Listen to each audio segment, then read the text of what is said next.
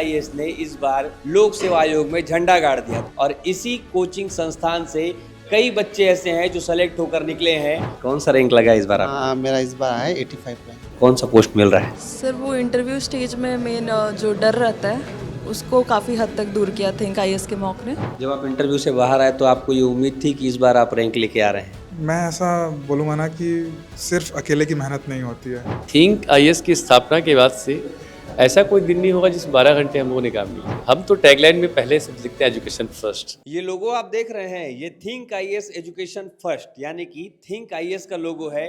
और ये think IAS का लोगो मैं आपको इसलिए दिखा रहा हूँ क्योंकि कल छत्तीसगढ़ लोक सेवा आयोग का रिजल्ट जारी हुआ है और इसी कोचिंग संस्थान से कई बच्चे ऐसे हैं जो सेलेक्ट होकर निकले हैं और कहा जा रहा है कि थिंक आईएएस ने इस बार लोक सेवा आयोग में झंडा गाड़ दिया। तो कैसे झंडा गाड़ा है, कैसे यहाँ के बच्चे तैयारी किए हैं और यहाँ के जो टीचर हैं, जो डायरेक्टर हैं, वो कैसे अपने बच्चों को तैयारी करवाते हैं, ये सब जानने के लिए हम यहाँ पे आए हैं। इसलिए चलिए बात करते हैं यहाँ के डायरेक्टर से और बहुत सारे बच्चे भी हैं जिनसे हम बात करेंगे एक एक करके। सर नमस्कार। बहुत बहुत नमस्कार और धन्यवाद आप सभी का। सर आपको बहुत सारी शुभकामनाएं। आप इतने जो मेहनत से थिंक आईएएस खड़े किए और यहाँ पर जो बच्चों को पढ़ाया आज वो सफल होता दिख रहा है। हम तो टैगलाइन में पहले से लिखते हैं एजुकेशन फर्स्ट और मेरा शुरू से या हमारी पूरी टीम का एक सोच रहा है कि एक सोच है आपको अफसर बनाने की। और आज एक साल के अंदर में जो बच्चों का रिजल्ट आया है, जो रिफ्लेक्ट हुआ है, वो मन की जो अनुभूति है उसको मैं शब्दों में बयान नहीं कर पाऊंगा आज। वो आपके चेहरे से दिख भी रहा है सर, जो खुशी है, वो भाव है, वो चेहरे से दिख रहा है। लेकिन इतने कम समय में आपने इस सफलता को हासिल किया है, तो इसको लेकर कुछ आप जो कहना चाहते हो वो कहिए। सब कुछ त्याग के बाद ही कुछ मिलता है। ये मैं अपने शुरुआती दौर से ही इस चीज़ को मैं मानते आया हूँ कि थिंक आईएएस की स्थापना के बाद से ऐसा कोई दिन नहीं होगा जिस 12 घंटे हम लोगों ने काम नहीं किया। मैं हूँ, तेज सर हूँ, दिनेश सर हूँ, या मयंक सर हूँ, या विनय सर हूँ, या शैलेंद्र सर हूँ, प्रिंस सर हूँ, तमाम जितने फैकल्टीज हैं, शायद उन्होंने अपने हर एक चीज़ को सेक्रीफाइस किया और उस सेक्रीफाइस का, उस डेडिकेशन का जो आज परिणाम है उसको हम सब के मिलकर आज एंजॉय कर रहे हैं। सर आपने ऐसा क्या नया किया है बच्चों के लिए, या आपका जो अप्रोच है वो कैसा है जो बच्चों के लिए सफलता का एक बहुत बड़ा माध्यम बना? पहला तो सही टाइम पे सिलेबस कवर कराओ। मेरा यही मानना है कि आप उसको जनवरी दिसंबर तक खींचने की ज़रूरत नहीं। पहला तो है कि आप उनको शुरू दिन से खूब मेहनत कराओ। दूसरी बात छुट्टियों को लेकर है, खासकर आप उनको ना वो हैबिचुअल, उनका जो हैबिट है चीज़ों को लेकर लगातार अलग अलग चीज़ों पर छुट्टी मारना, त्यौहार में या बाकी चीज़ों में, उसे पूरी तरीके से बंद कर पाओ। क्योंकि आप जब सिविल सर्विसेज की बात करते हैं तो सिविल सर्विसेज की वास्तविक महत्ता उस बच्चे को पता होनी चाहिए और जब तक वो पता नहीं होगी ना तब तक उसका वो जो चार्म है उस चीज़ को ना तो फील कर पाएगा और ना उसे इम्प्लीमेंट कर पाएगा जी। तो मेरी यही रहती है बच्चों से कि आप सारी चीज़ों को सेक्रीफाइस करिए, डेडिकेटली आप चीज़ों को मेंटेन कीजिए, चाहे वो आहार हो, आचार हो या व्यवहार हो, फिर सक्सेस तो आपके पास पहुँचेगी। जो तैयारी का एक समय होता है बहुत लंबा होता है, इस बीच में कई बच्चे ऐसे होते हैं जिनका मोटिवेशन भी डाउन होता है, इन सारी चीज़ों को कैसे हैंडल करते हैं? मोटिवेशन डिमोटिवेशन जो शब्द है वो एक्चुअल में एक प्रकार से क्षणिक, एक प्रकार से कह सकते हैं क्षणिक जो तत्कालीन अवस्था होती है मन स्थिति की, बस उसी की बात है। मैं मोटिवेशन पर यकीन नहीं करता हूँ। मोटिवेशन आपको इंस्टेंट आपको पीक दे सकता है बट लंबे समय तक आपको पीक करके रखे हुए ऐसा कोई व्यवस्था नहीं है। मोटिवेशन के बदले आपको अपने खुद पर कॉन्फिडेंट होना है, आपके नोट्स पर आपको कॉन्फिडेंस होना है, अपने गुरुओं पर आपको पूरा समर्पण दिखाना है और जिस चीज़ को कर रहा है उसको मान के चलना है कि मैं इसी के लिए बना हूँ जी।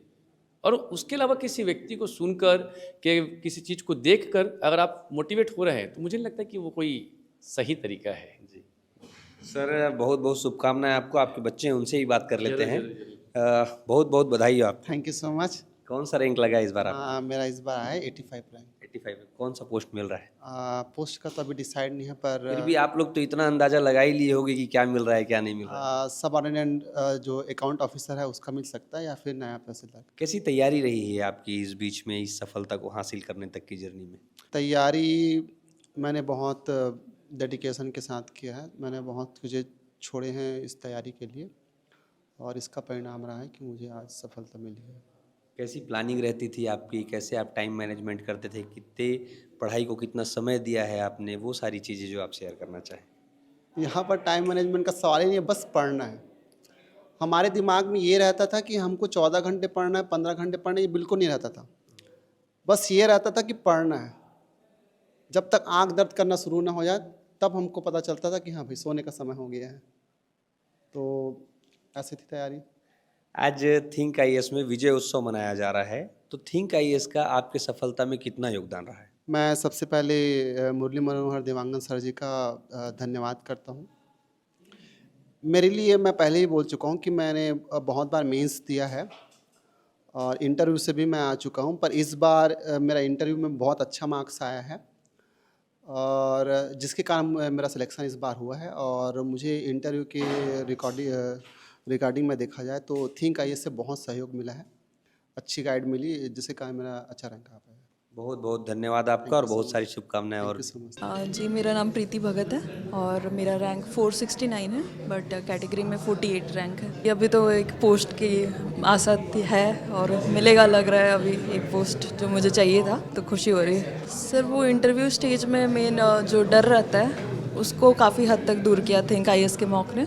जो पैनलिस्ट थे वो काफ़ी डैफ से रिलेटेड क्वेश्चन पूछ रहे थे, जो कि ज़रूरी है क्योंकि वहाँ के पैनल भी प्रॉपर डैफ में ही फोकस करते हैं, तो वो काफ़ी फ़ायदा हुआ मुझे यहाँ। एग्ज़ाम को एग्ज़ाम की तरह ही लेना चाहिए, बस मेरा यही कहना है। मैं सफलता का श्रेय घर वालों को दूंगी जो सपोर्ट कर रहे हैं मुझे अनकंडीशनल लव के लिए, और उनका सपोर्ट ही हमें जो एक पावर देता है पढ़ने का और कुछ करने का। मेरा नाम राजेश कुमार कश्यप है, मैं मुंगेली से हूँ। इस साल के स्टेट सिविल सर्विस एग्जाम में मेरा रैंक 23 है सर। इसमें मैं प्रमुख रूप से मेंस के जो टेस्ट सीरीज है उसको यहाँ से ज्वाइन किया था, जिसका कॉपी चेकिंग भी प्रॉपर विनय भैया जी के द्वारा किया जा रहा था और व्यक्तिगत रूप से भी मार्गदर्शन किया गया, तो मेरे लिए बहुत हेल्पफुल रहा और कहीं ना कहीं मेरे रैंक सुधारने में वो आने के बेहतर रहा है वो। तो वैसे मैं 2020 से मैं तैयारी कर रहा हूँ, तो दीर्घकालिक रहा है। हालांकि इस समय यानी कि टेस्ट फ्री में मेरे को मदद मिला सर इसमें। और भी हमारे साथ हैं साथी, इनसे बात करेंगे। बहुत बहुत शुभकामनाएं आपको भाई साहब। Thank you. कैसी रही आपकी तैयारी और कितना रैंक आपने लाया है वो सब हमको बताइए। अभी रैंक तो 45 आया मेरा और तैयारी बढ़िया रही है। 2 साल से मैं तैयारी कर रहा हूँ। हाँ, उसके पहले मैं दूसरे फील्ड्स पहले तैयारी कर रहा था, जैसे गेट का तैयारी कर रहा था मैं। उसके बाद कोविड के बाद से मैंने अभी चेंज करके ये सिविल सर्विसेज की तैयारी चालू की है। तो एक्सपीरियंस तो मेरा अच्छा रहा है, 2 साल में अच्छा मुझे ठीक रिजल्ट दिखा है। और आपकी सफलता में थिंक आईएएस का क्या योगदान है? थिंक आईएएस से मैंने मॉक दिलाया था यहाँ पे, तो मॉक काफ़ी हेल्पफुल रहा था यहाँ पे मेरा। जैसे पहले मॉक देते हैं तो काफ़ी ज़्यादा सेटल हो जाता है सब कुछ, जैसे प्रेशर रहता है थोड़ा सा या फिर पैनिक करते हैं हम, तो सब पता चल जाता है पहले।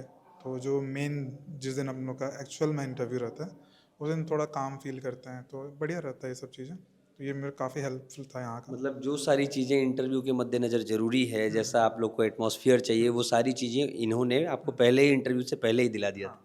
आप एक बार आए और जो गलती होनी यहाँ हो जाए।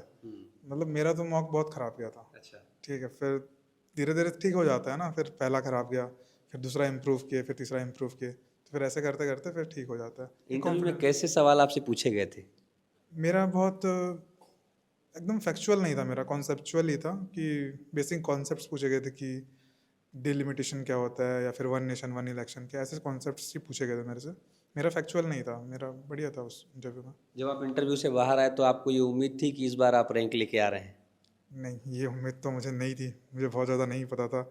एक्चुअली मेरा ये दूसरा अटैम्प्ट है, पहला मेंस है, तो मेरे पास कोई रेफरेंस नहीं था कि किससे मैं कंपेयर करूं कि मेरा कितना अच्छा गया है।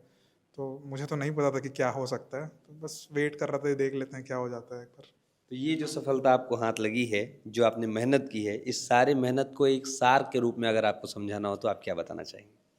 सभी को एक सार के रूप में मैं ऐसा बोलूँगा ना कि सिर्फ अकेले की मेहनत नहीं होती है, बहुत लोगों का हाथ होता है। पेरेंट्स हैं, दोस्त हैं, और भी बहुत सारे लोग होते हैं। तो सबका जब एक साथ होते हैं, साथ में आते हैं, तभी जाके सक्सेस मिलती है। खुद अगर मैं अकेले सब कुछ करूँगा, सोचूंगा कि मैं सारे फैक्टर्स को कंट्रोल कर लूँगा, ऐसा नहीं होता है।